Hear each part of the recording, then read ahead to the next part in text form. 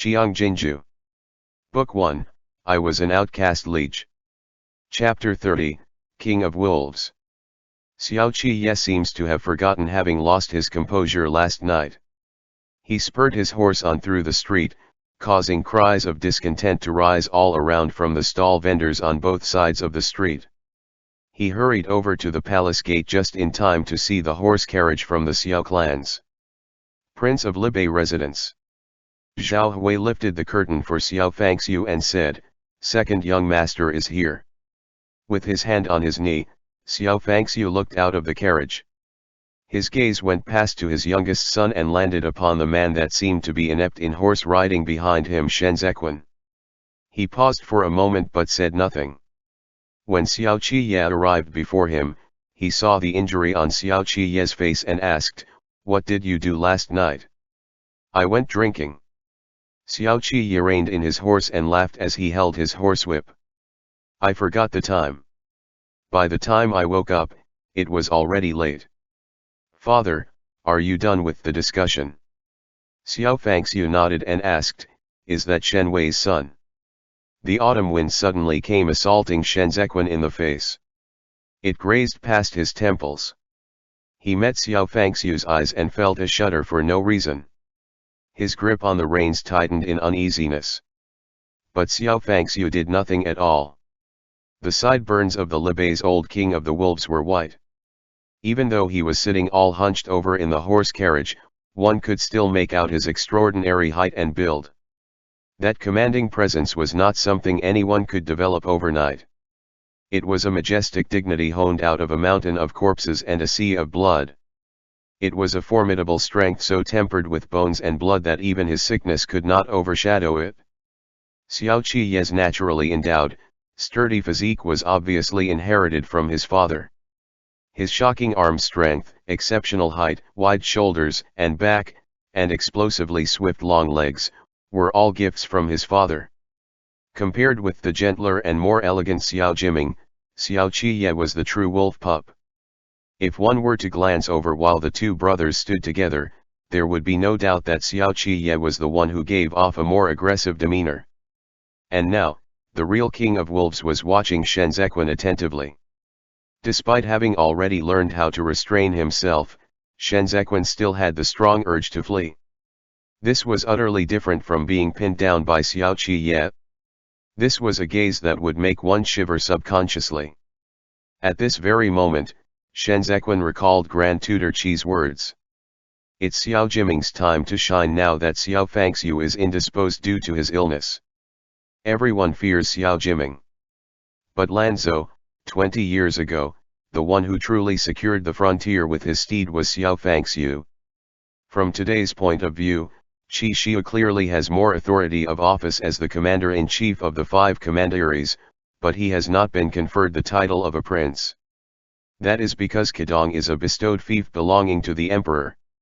The 5 commanderies are all founding lands of the Great Zhou that belong to the Son of Heaven. But it's different for Liege. The vast territory of Liege stretches from Luxia Pass to the end of Hanjian mountain ranges in the northeast, and these are all hard-won lands Xiao Fangxiu led the armored cavalry of Liege to conquer inch by inch during the era of Yanji. Xiao Jiming is now the commander-in-chief of Liege's armored cavalry. Glacier armored cavalry, how awe-inspiring, but it was Xiao Fangxiu who established this powerful regiment of cavalry. The Liege's armored cavalry doesn't have a long history like the Bianjun commandery garrison troops. They are heavy cavalry that Xiao Fangxiu specially set up to deal a heavy blow to our external foes during the era of Yanji when the Biancha cavalry repeatedly invaded Luxia Pass. Liege's battle steeds, Liege's soldiers, and Liege's steel blades with hanging chains. Every symbol of the Liege's armored cavalry you can see today all originated from Xiao Fangxiu. The 8 great clans have forcibly entrenched themselves in the Chu capital for a long time. They are the sores and ulcers of Great Zhou. The Xiao clan can stand up to the Hua clan as equals because Xiao Fangxiu's status is secure in Liege.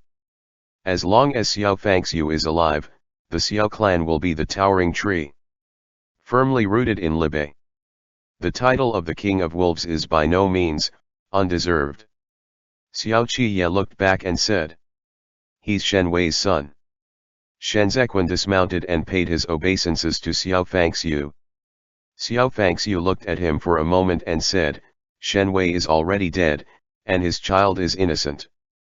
Since the former emperor has let you out, that means he has absolved you of any guilt. But why are you following this lad?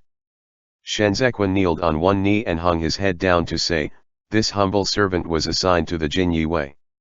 Now that it is temporarily under the imperial army, I'm at the viceroy's disposal. I see. Xiao Fangxiu looked towards Xiao Qiye. And why are you making things difficult for him? Xiao Qiye licked the wound in his mouth and said, how was I making things difficult for him? He and I are now sworn friends. Isn't that right, Lanzo?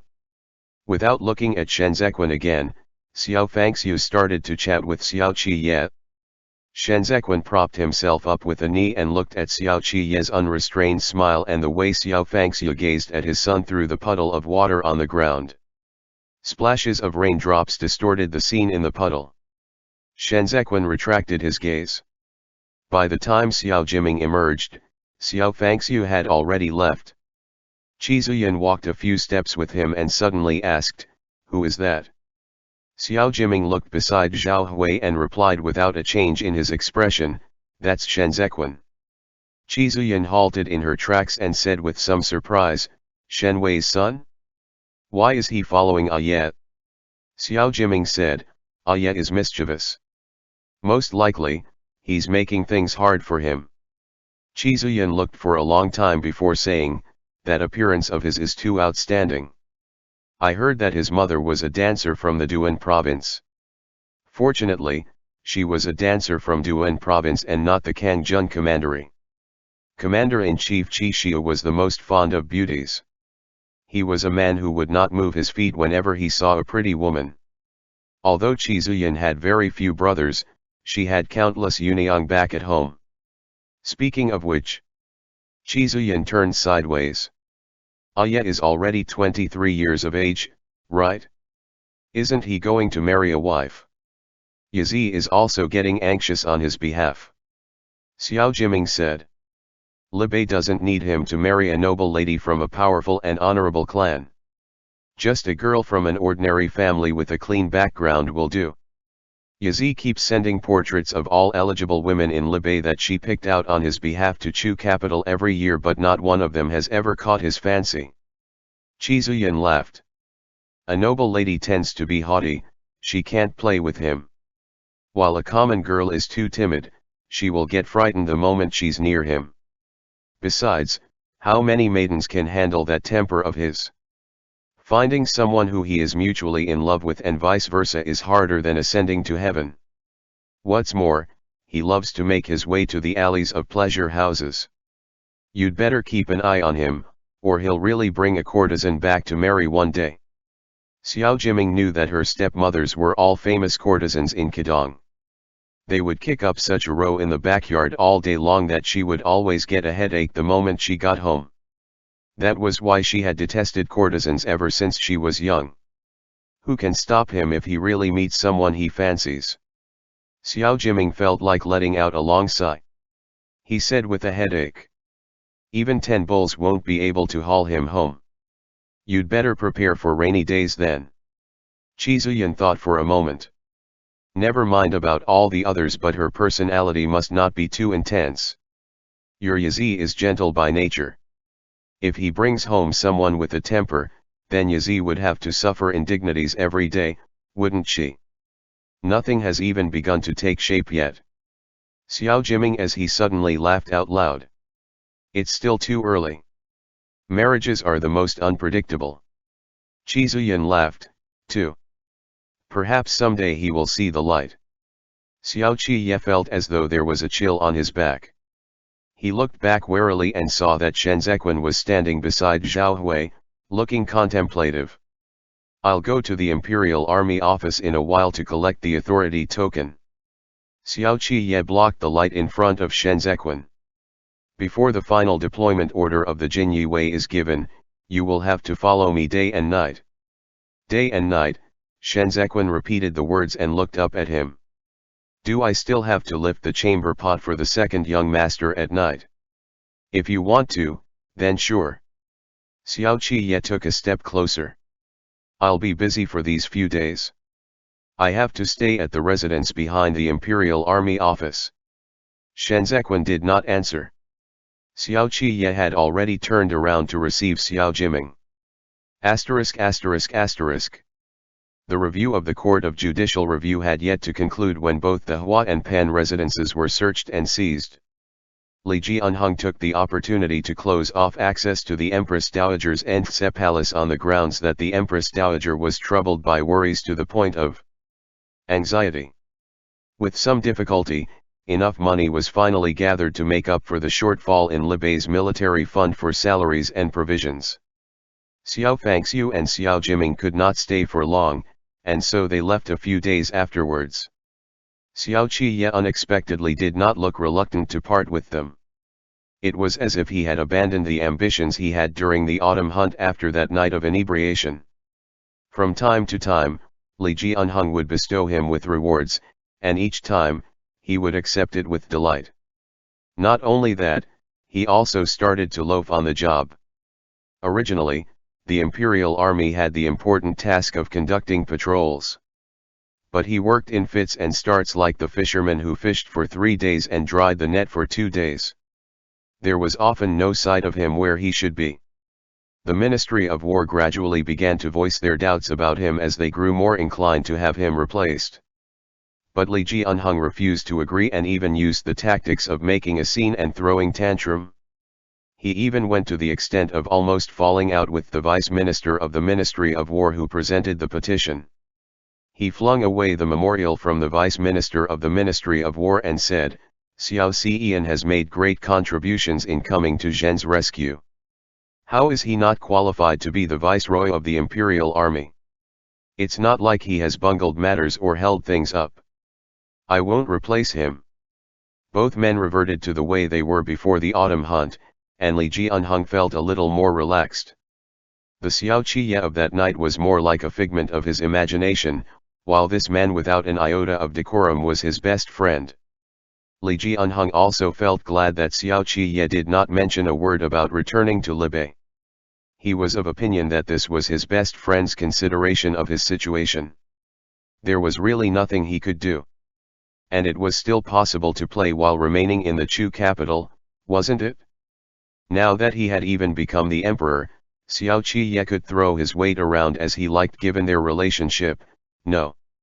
So why return to Liege?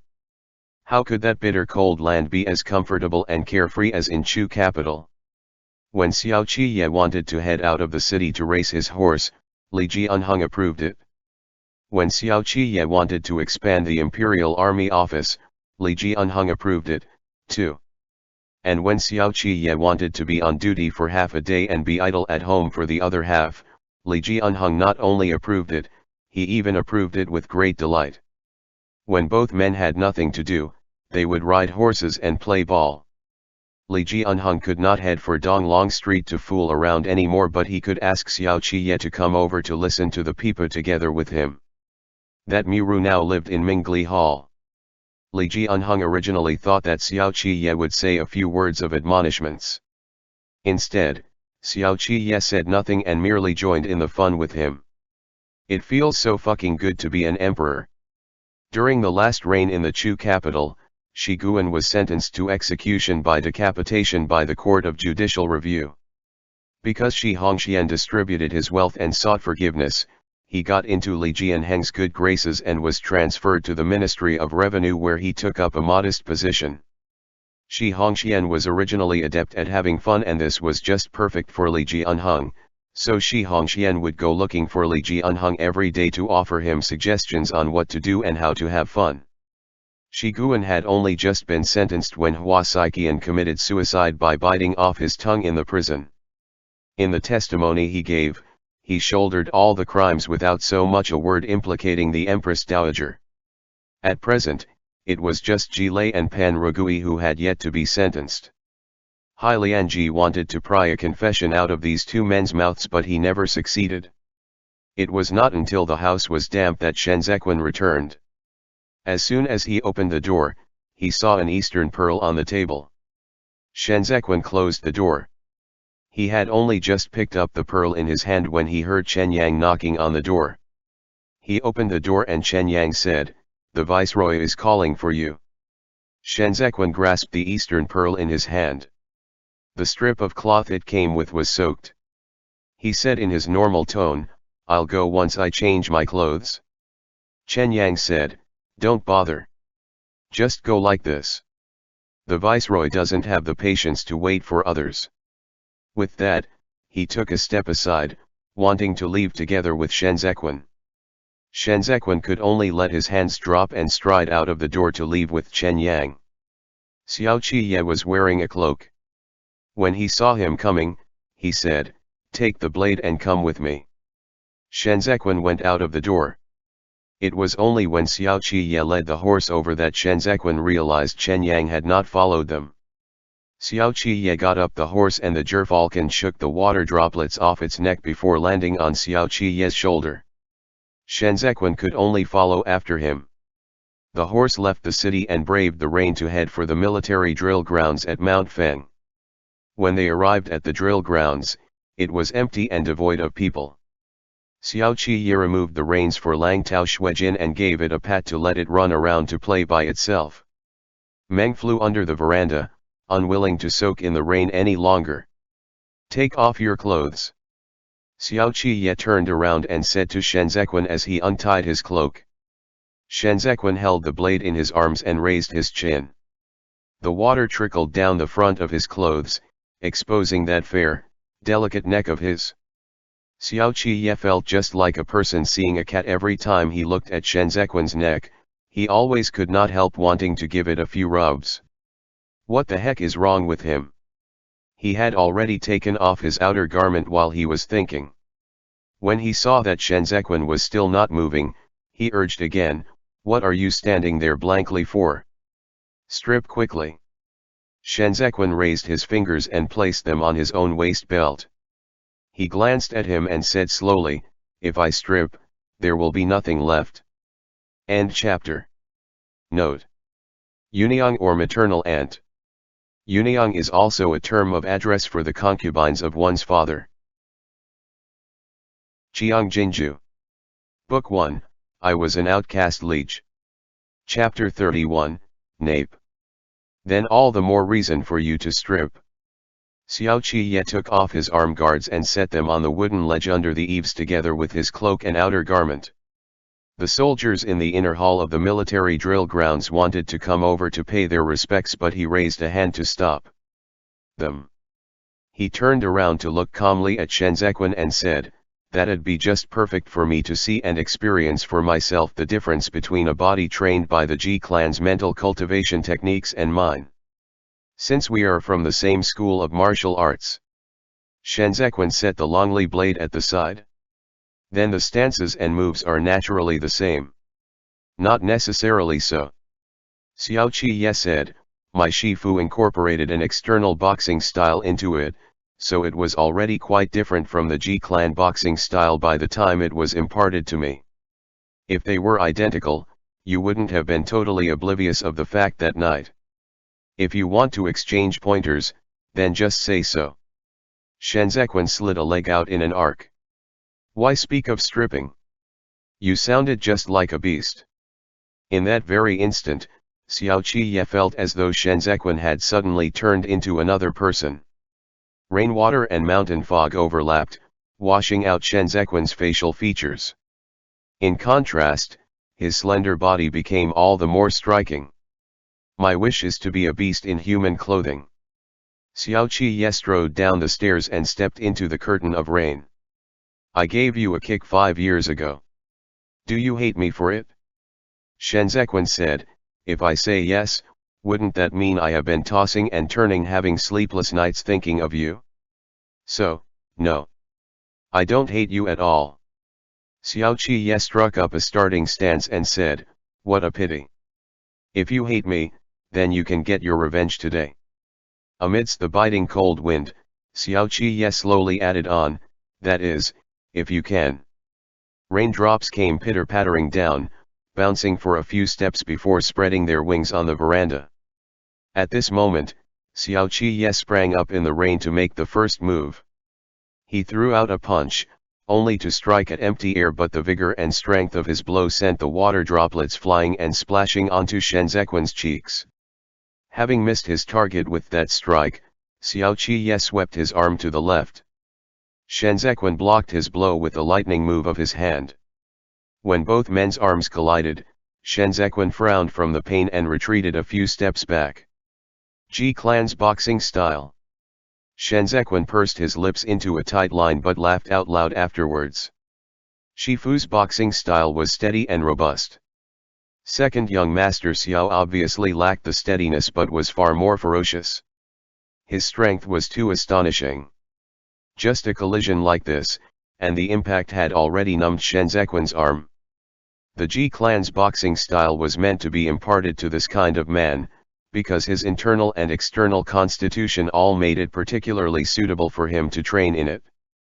Xiao Qiye's physique granted him the qualification to hold the various heroes in contempt. However, was receiving an unfair advantage from heaven the crux to determining victory. What Shen Zequin did not believe the most was that the heavens decided the fate for them.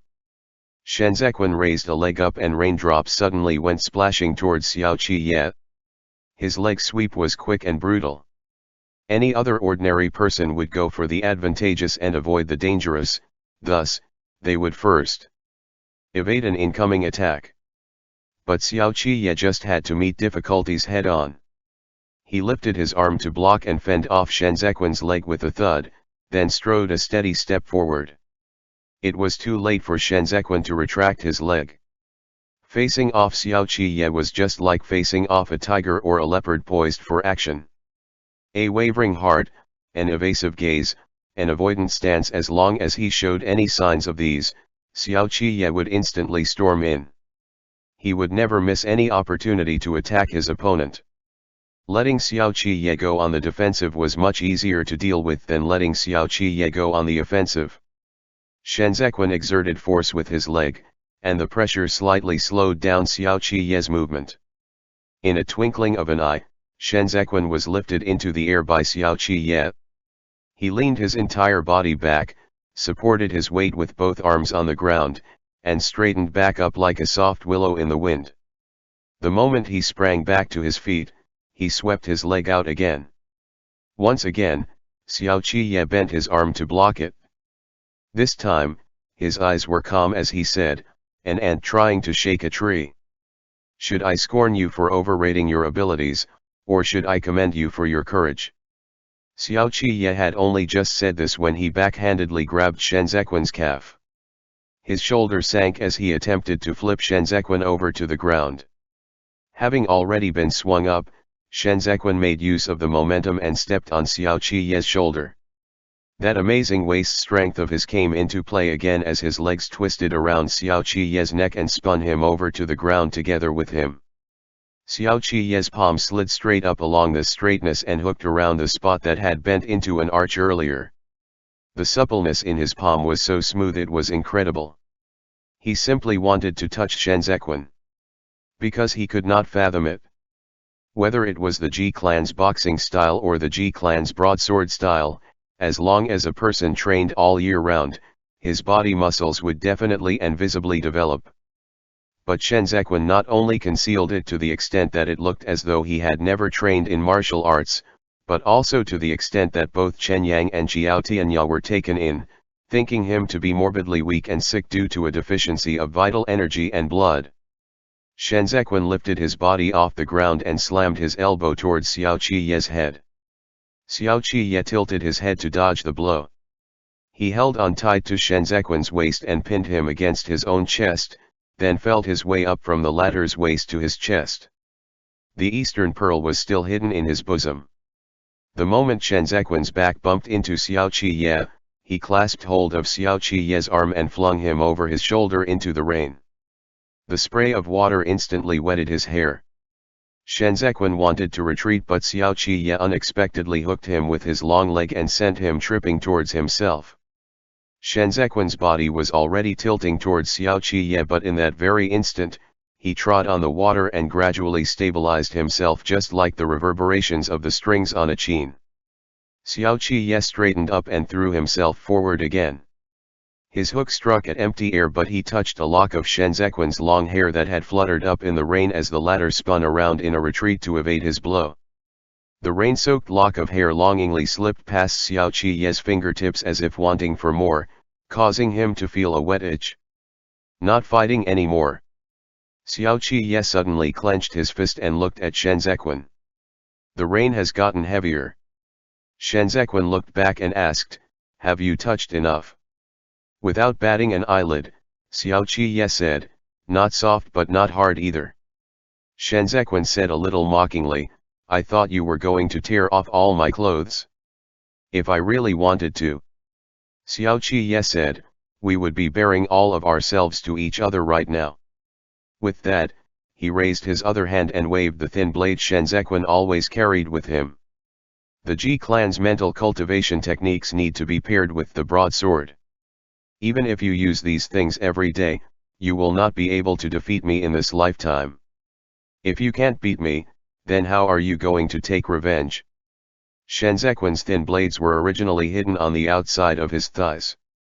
He glanced down, then looked at Xiao Qi again. He said, "Fighting and killing will hurt relationships. Isn't it more pleasant to play the fool together?" Xiao Qi said, "I only fear that you are hiding a blade behind your smile and stab me when I'm the least unaware. Only the word lust has a blade above it." Shen Zequin spread out his hands. "Second young master Xiao is a gentleman. What's there to fear?" Xiao Qi placed the thin blade in Shen Zequin's palm and said unhurriedly, "I've just said that I'm a beast in human clothing. Why do you always see me as a gentleman?" Shen Zequin wanted to retract his hand. But Xiao Qi grabbed him by the wrist and said, "Seeing as you are so obedient today, this second young master will take you someplace that'll make you feel good." "Viceroy," Shen Zequin suddenly said with a severe countenance, "please, I'm not into men. Let us just part on good terms without hard feelings. Why pester me to such an extent?" Xiao Qi was momentarily dumbfounded.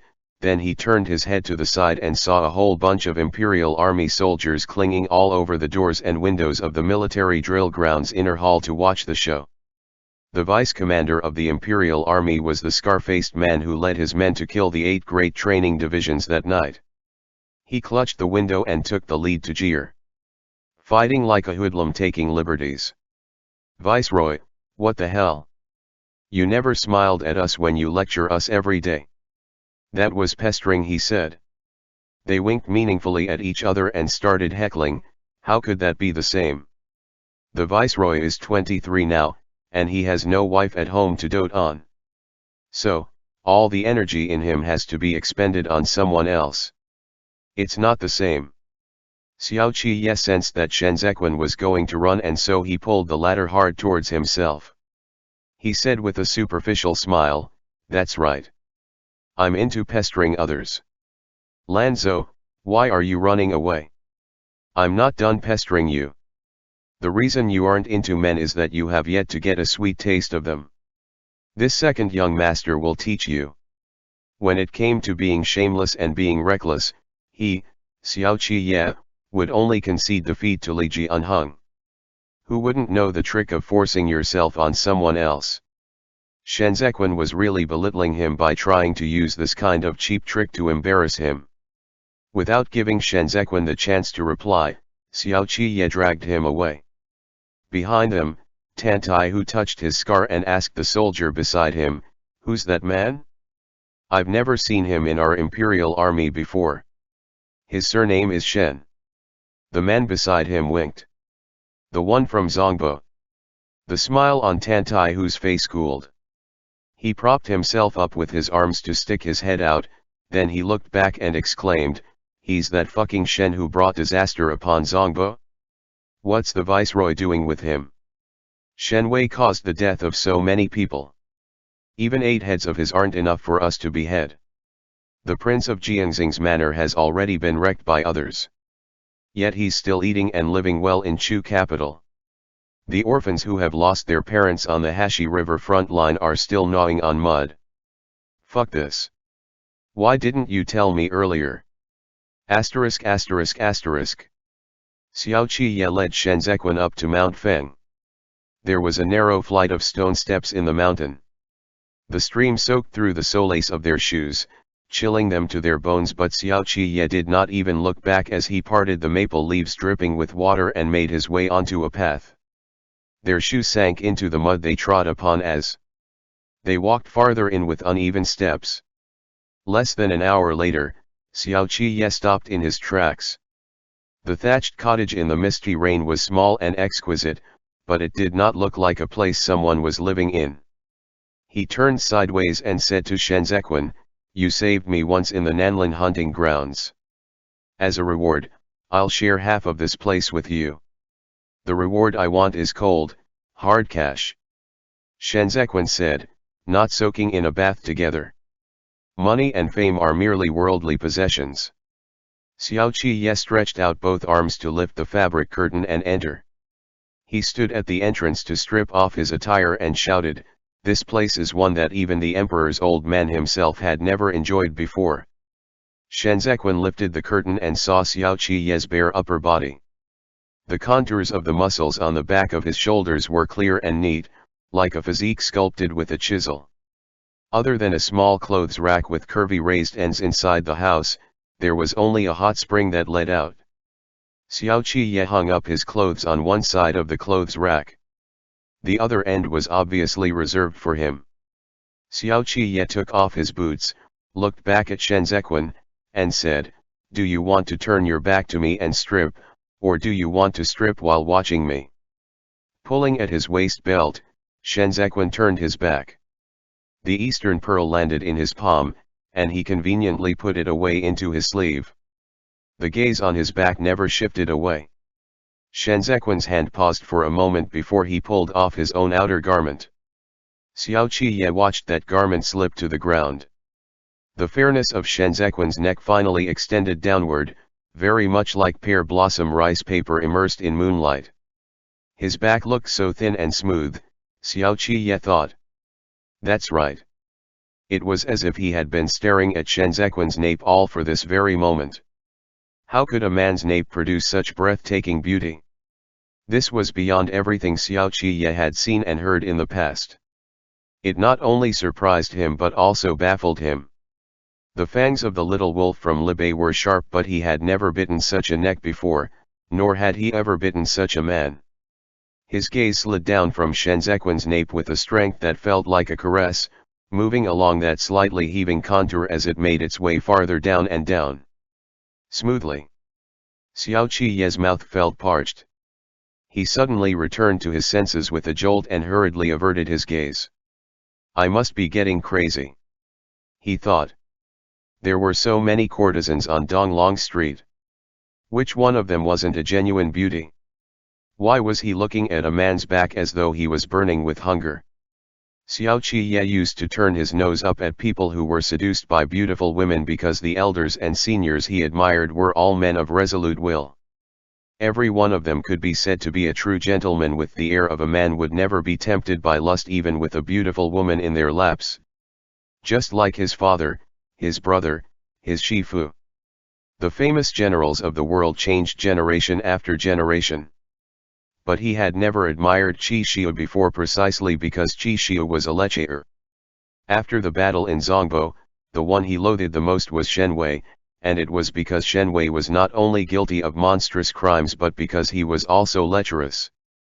But at this moment, he felt a little dizzy as that bestial instinct, captivated by beauty and stirred by desires, once again showed signs of rearing its head.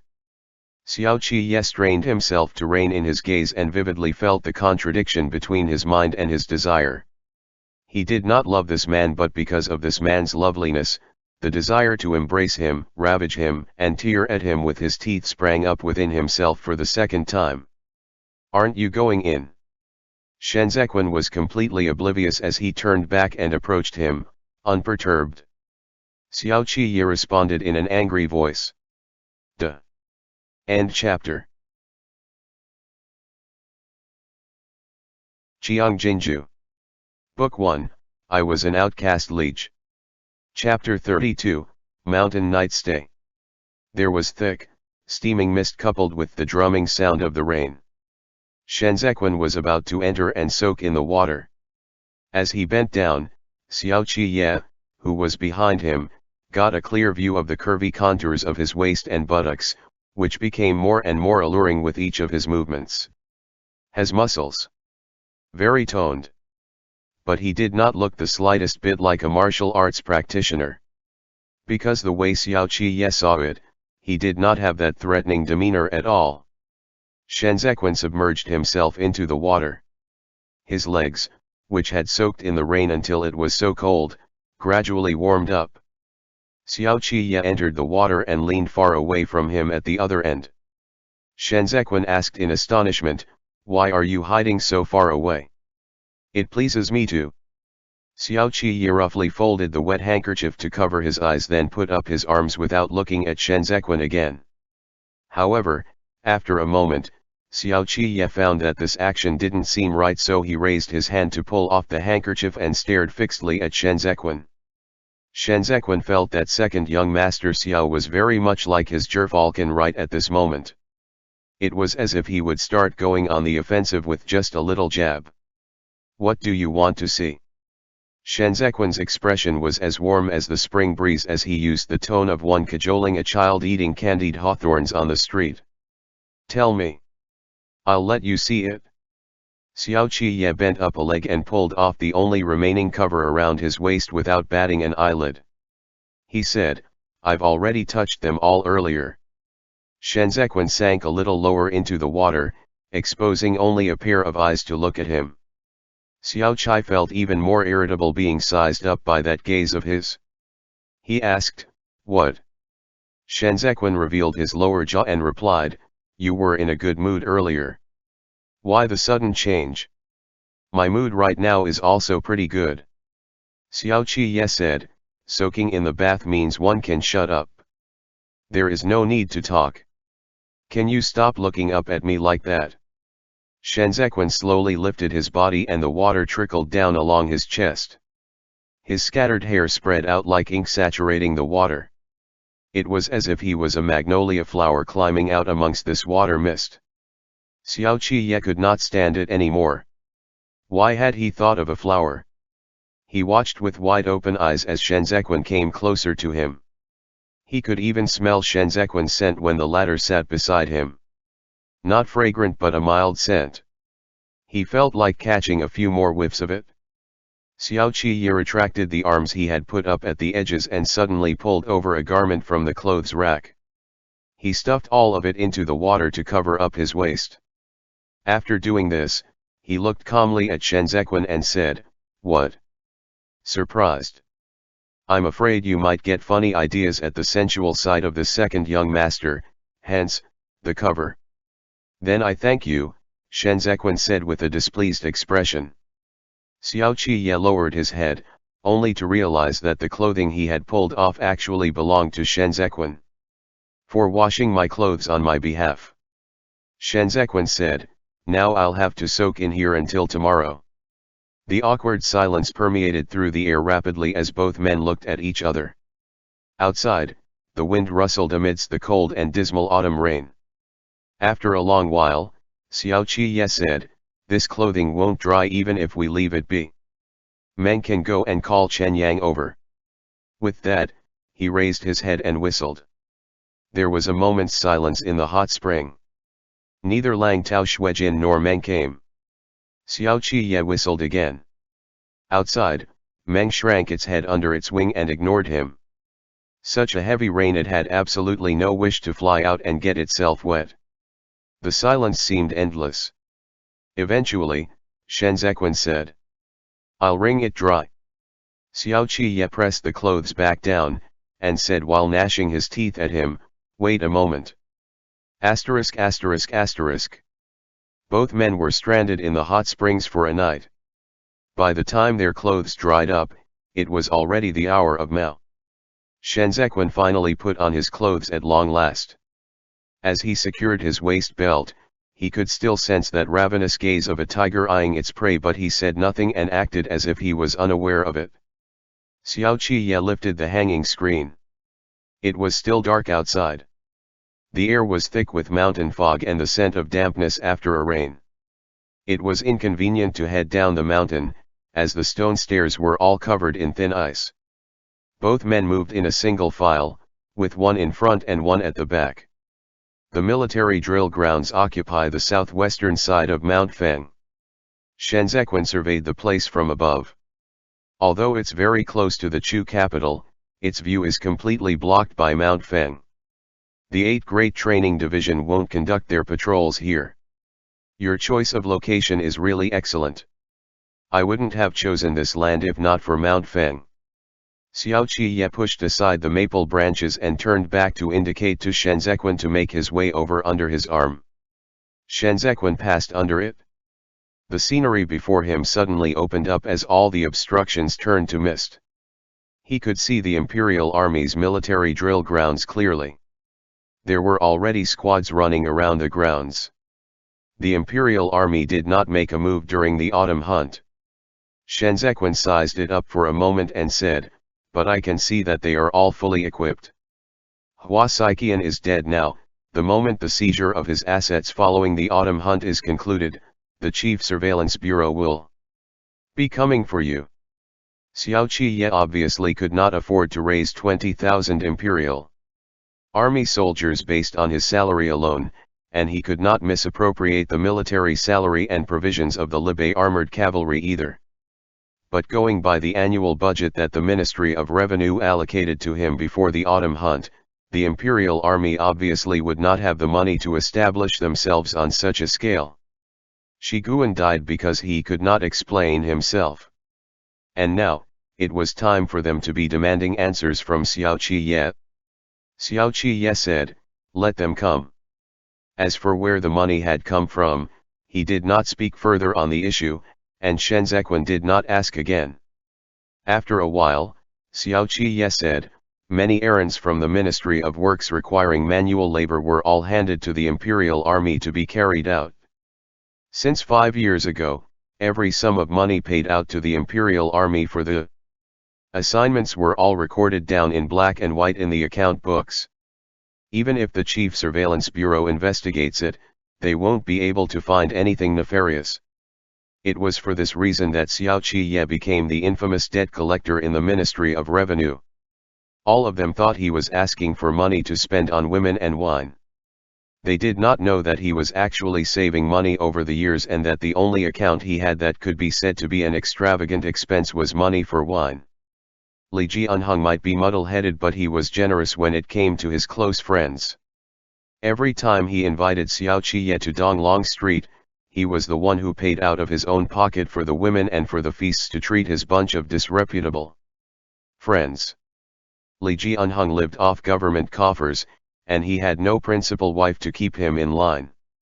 If he had no money, he would ask the palace for it. Emperor Xian had never been stingy with him when it came to his spending money. Even if he had to take the funds from his own coffers, he would also give him the money. So, Li Jianhong never lacked money. Xiao Qiye did not manage to return to Liege, but he had never resented Li Jianhong for it. Because he knew it better than anyone else that Li Jianhong regarded these disreputable friends of his as his real brothers. Thinking to this point, Xiao Qiye said, "The reason the Empress Dowager saved you is naturally because she wants to use you. If all is calm, you can perhaps enjoy a steady rise to the top in the Jinyi way." But the former emperor suddenly started resisting. "The Empress Dowager. The Empress Dowager has gone looking for you, hasn't she?" Shenzhen met Xiao Qiye's eyes. He must not evade it. Not even for a moment. Xiao Qiye had an extremely keen sense of smell. He only had to show a trace of guilt and Xiao Qiye would definitely be able to tell. Shenzhen replied with certainty, "Never." The chilly wind brushed past them and swept up the hems of their clothes. Xiao Qiye slowly exhaled cold air and smiled unconcernedly. "Then your luck is pretty good." It was already daybreak by the time they returned to the Chu capital. Xiao Qiye said from atop his horse, "I have to rush over for the morning court session. You head back first." Shenzequan nodded and watched as Xiao Qi spurred his horse on to leave. When he returned to his abode, he did not see Chen Yang. Presumably, the latter had already left to wait for Xiao Qi at the palace gate. Shenzequan took out the eastern pearl from his sleeve and held it between his fingertips to scrutinize it under the faint light. But before he could remove the strip of cloth, he paused. When he undressed, he had placed the eastern pearl into his right sleeve. But now, it was from the left sleeve where he took the eastern pearl out of. Shenzequan clicked his tongue lightly and frowned. Asterisk asterisk asterisk. Xiao Qi arrived at the palace gate, dismounted, and made his way into his family's horse carriage where he quickly changed into his official court robes. Chen Yang had also prepared breakfast and the porridge was still hot. Xiao Qi drank a bowl of it. I went to the military drill grounds last night to look for you but you weren't there. Chen Yang kneeled beside the curtain and whispered, it isn't stable in the Chu capital these days. Someone ought to go along with you when you venture outdoors. Xiao Qi set aside the bowl and said, get someone to keep a close watch on Shen Lanzhou at all times. Chen Yang acknowledged his order and said, it's all our own men outside the abode. As long as he ventures outdoors, he definitely will not escape your eyes. It's just that the Hua clan has been defeated. Viceroy, what advantage is there for us to watch him closely now? Xiao Qi did not answer. He did not look too good as he lowered his eyes for a long time. It was not until Chen Yang mentioned the morning court session that he wiped his hands with a clean handkerchief and said, I find that man unpredictable. If you look at him now, can you tell that he knows a little martial arts? Chen Yang replied, he looks clearly weaker than he was when he joined the Jinyi Wei. If Viceroy had not spoken of his help during the autumn hunt, I'd definitely not be able to tell. But if Viceroy gets Zhao Hui to take a look, perhaps he might be able to catch something. Zhao Hui met him face to face the last time he entered the capital, and he did not see anything off about him. Xiao Qi said, that body of his. His voice stopped abruptly. After a while, he continued, send a letter to Liege immediately and request Shifu's presence here. Stunned, Chen Yang said, you want to ask? No matter what method he used to cover it up, it will definitely not escape Shifu's eyes. Xiao Qi twirled his thumb ring around and said apathetically, besides, there's something I need to speak with Shifu about. Asterisk asterisk asterisk. Liege wanted to cancel the morning court session today.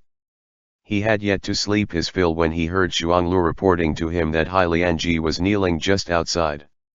Liege was immediately wide awake but Miru, who was in his arms, was still asleep. For a moment, he could not free himself, so he could only raise his neck and instruct Xuanglu in a whisper, go. Send him away. Xuanglu had only gone out for a while before he returned to kneel. He said, Secretariat Elder said he must see your majesty. This slave said your majesty is still asleep, so Secretariat Elder said he will kneel and wait for your majesty. Liege panicked. Miru had only just woken up in his embrace when he hurriedly coaxed her, my dear, get dressed quickly and go to Chenming Palace at the back for your meal. I have to receive and meet the Secretariat Elder. Miru was dainty and delicate, with black hair like a waterfall. At this moment, she did not pester him or make a commotion and simply dressed herself obediently. Once she was done, she glanced seductively at Liege with her adoring, affectionate eyes and helped him up as if the honor he had bestowed on her was too much for her to take. Liege loved this look of hers so much. He tugged at her hand, reluctant to part, wanting so much to hold her on his knees while holding court. Next time, Liege kissed her several times in a row. Next time, I'll not ask you to retreat. He embraced her and spoke for quite a while. It was only when Xuanglu entered again to hurry him up that Liege reluctantly let Miru go. Hai Lianji entered with a solemn expression and kowtowed. Liege sat on the dragon throne and said, please rise, Secretariat Elder. Please rise quickly. Hai Lianji remained in place and kowtowed again. Not getting a response, Liege Unhung looked left and right, feeling his face burning. He coughed twice and said, Zhen caught a cold these 2 days, so Zhen wanted to sleep in a little longer in the morning. Hai Lianji said, this old subject has heard that your majesty has been diligently holding night courts. It's just that there had been no responses to all the memorials that have been submitted. After giving the matter careful thought, this old subject has come to admonish your majesty personally. Your majesty is now in the prime of life and at the height of power. If your majesty exercises diligence in governing the state, then a bright, thriving future will be close at hand once the depressing atmosphere from before has been swept away. Liege Unhung let out a few dry laughs and said, I guess so. But your majesty resides deep in the inner palace surrounded by castrated traitors serving him.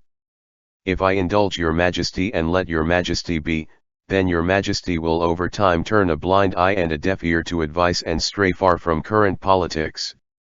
Hai Lianji said resolutely and firmly. This subject has heard that Zhuang Lu, the eunuch personally serving your majesty, has been bribed into staffing plenty of dubious and cheap people around your majesty. According to the palace rules, anyone who isn't acting on imperial orders yet has the audacity to lead outsiders into the palace should be flogged to death. Zhuang fell to his knees with a thud and looked at Liege Unhung in terror. He said, Your Majesty, Your Majesty. Mingli Hall is a just and sacred place in this world. How can we tolerate eunuchs making a din here? Hai Lianji looked at Liege Unhung, Your Majesty. Liege Unhung's chest was pounding hard. He looked at the stern Hai Lianji and recalled the extreme danger of that night. His palms were sweating, and he wiped them on his dragon robe like an admonished child. He did not even dare to say a word in reply. The guards outside had already entered to drag Zhuang away. Zhuang cried out as he slid across the floor, Your Majesty! Your Majesty! His crime, Liege Unhung looked at Zhuang. His crime is not punishable by death. Your Majesty! Hai Lianji said firmly. Pan Rugui formed a eunuch faction and colluded with Hua Saiqian to stir up havoc within and outside the Chu capital. It's now the time to nip it in the bud as a warning to others. Not only that, promiscuous members of the imperial harem who seduce and bewitch the emperor in an attempt to sway him should also be flogged to death. Trembling with fear, Liege Unhung said, I wouldn't dare, I wouldn't dare. With such a virtuous subject like Secretariat Elder to supervise and prompt me every day, how would I dare to act arbitrarily and fool around? Secretariat Elder mustn't be taken in by those groundless rumors. But Hai Lianji said mercilessly, there's no smoke without fire. Your Majesty, we must not allow beautiful women who are the sources of troubles to remain. Liege Unhung was really scared now. How could he bear to let Miru die? He rose to his feet in a panic, cutting a sorry figure as he said, Secretariat Elder, I've realized my mistakes. Zhuang has served me for many years. Just drop the matter today, and I'll surely administer affairs of state with due diligence in the future.